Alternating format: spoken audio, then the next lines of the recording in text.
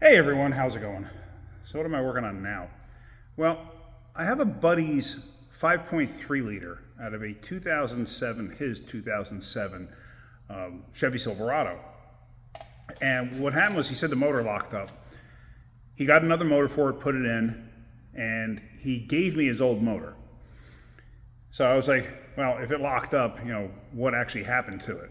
So I figured, let me just take part of it apart and let me take a look at it and see what's going on, just out of curiosity. The motor is locked solid. So I started to take the valve covers off. I wasn't going to make a video on anything just yet. That's why we're here. So whenever you have a catastrophic failure on an engine, whether it throws a rod, whatever happens, and he wasn't sure what happened, replace the intake manifold. Because what happens is, let's say you have a piston that breaks, or a connecting rod lets go and puts a piston up into a valve, or you drop a valve or whatever, and you break a piston apart. What happens is chunks from that piston can get sucked up into the intake manifold and sit inside the intake manifold. You put a new motor in your vehicle and you've reused the old intake, you don't know it, but there's a chunk of metal sitting up inside that intake. Guess what? You're driving down the road and all of a sudden that piece of metal breaks free and gets sucked into the new motor and kaboom! I've seen it happen. Funny thing was that when we were at the dealership, the school system that we dealt with, like we did a lot of their warranty work for this one school system, and they had, like if we had a vehicle that came in and blew the engine up, we'd have to replace the intake manifold if it was under warranty. Well, if it was a cash job too, we'd tell the people, you got to change the intake, otherwise we ain't doing it. And I can't tell you how many times they would come in and say, oh, we just put this motor in and this one blew up. Well, yeah, no kidding. You're supposed to change the intake when you have a catastrophic breakdown, of the motor. So anyway, he bought a new intake, he put all that on. His truck was up and running. He gave me his old motor. I figured maybe I could salvage some parts of it. I don't know what's wrong with it. So I started taking it apart. I see what's wrong with it. But anyway, what I want to show you is this. I took the intake off, it's sitting right there. I'm not going to trust it because I don't know exactly what happened to the motor. I mean, I do know exactly what happened, but I still got to completely take it apart to find out what happened.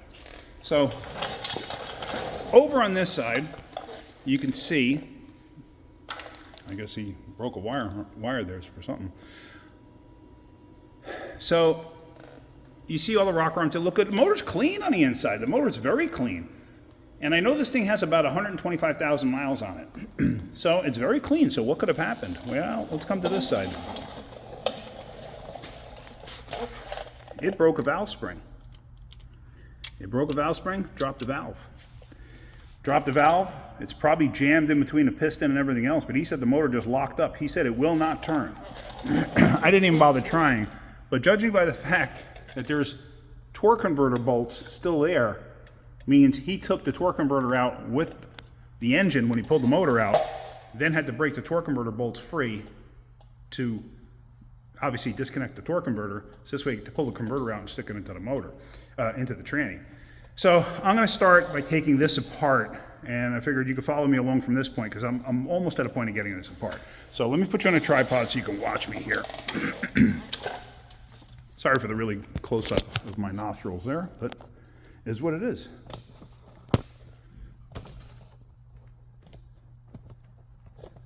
All right, so that should be a relatively good view, I hope. I'm expecting visitors here in a little while, so hopefully I can get this done before the visitors show up. I'm actually borrowing Rob's Milwaukee. I like this gun, it's very strong. The only thing I don't like is the weight. I think it's kind of heavy, too heavy for what it is. But it is a very strong gun.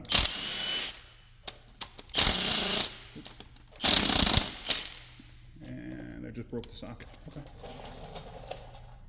That's all right. They're snap-on, they'll replace it. I should have been using an impact anyway.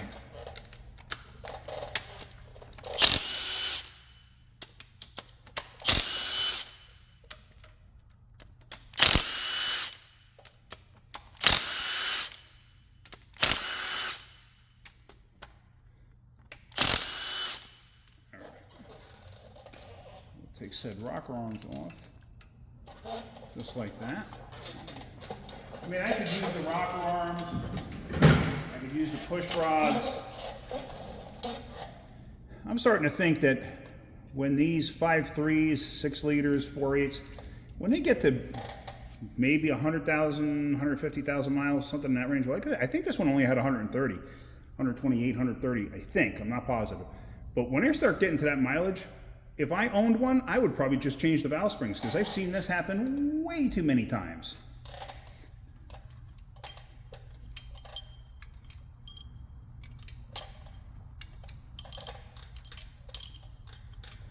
All right.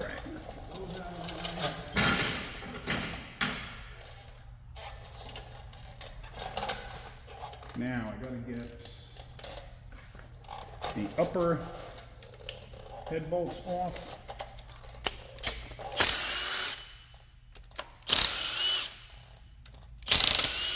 I don't care about dirt and debris, because if this thing is actually salvageable, I'm gonna have to have it machined anyway, so I don't really care about dirt getting in it at this point.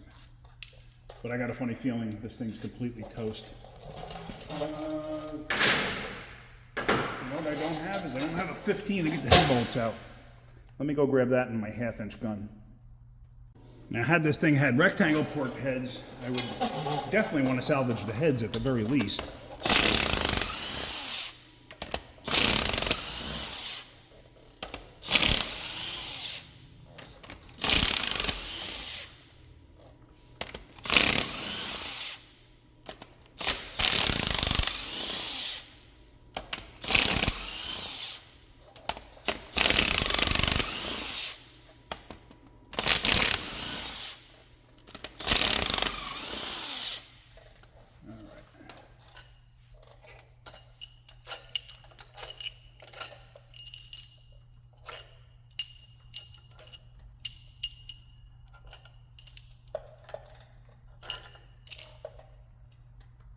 We'll get that one head bolt out.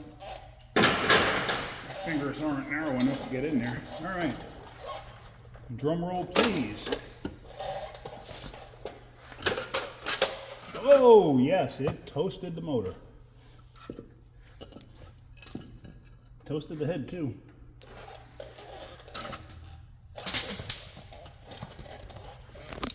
All right. Yeah, this thing's just absolute junk now. On.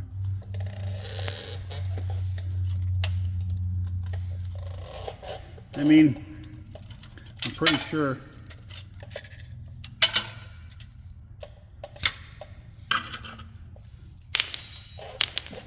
there's the head. If these were $7.99 heads or rectangle port heads, I would save them. And there you see the date stamp of 07. But these are not. So it is just not worth saving. I will completely pull this thing apart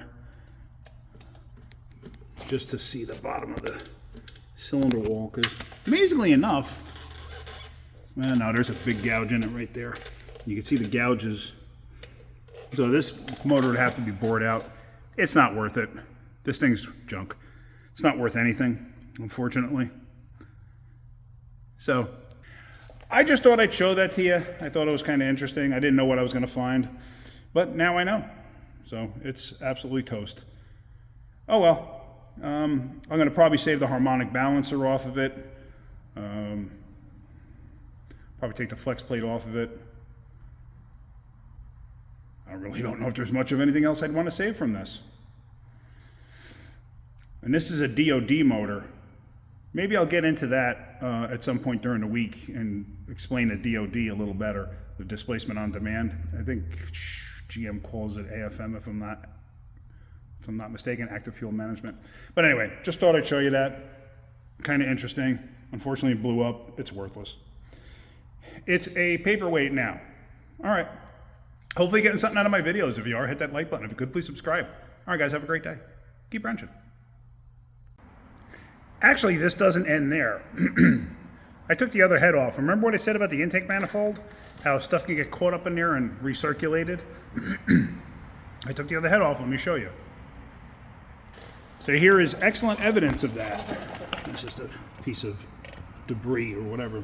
But see that? That's aluminum chunks that got into it. See that? Piece of the piston from the other side. See that? So it is all the way over on this side. And this head, if you look, there's actually a piece of debris underneath that valve, and it's hanging that valve open slightly. See it? So, I don't know if you could see by the heights here, it would be this one here. Yeah, you can actually see it. If you look real close.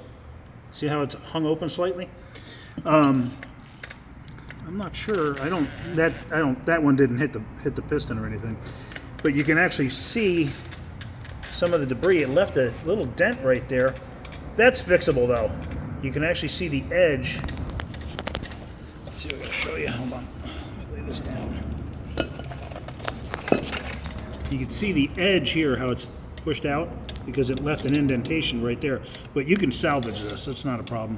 It's got some roughness to the edges there. See it? And same thing there. A little roughness to the edges. So if you have catastrophic engine failure, do not reuse the intake unless it's an intake where you can get to everything. This type of an intake over here, scoot across the floor, this type of intake here, where you have a plenum and stuff like that that you cannot separate from the rest of the intake, there's debris inside of this thing. So we do not want to reuse this because debris is going to get sucked up into another motor. So this intake is trash. Oh, actually, I think I just heard something fall. Oh no, it's just the bolt, intake bolts. But I may try to cut this open at some point. I'm not going to do it today. I may try to cut it open to see if anything is hanging out inside of it. Like I said, as far as I'm concerned, this intake's junk. I'm going to save the injectors out of it. Save the fuel rail, the map sensor. I don't care about the throttle body. I might just save it for testing purposes. But yeah, that's pretty much it. So I thought that was interesting. Figured I'd show you. All right, guys. Hopefully you're getting something out of my videos. If you are, hit that like button. If you could, please subscribe. Have a great day. Keep wrenching.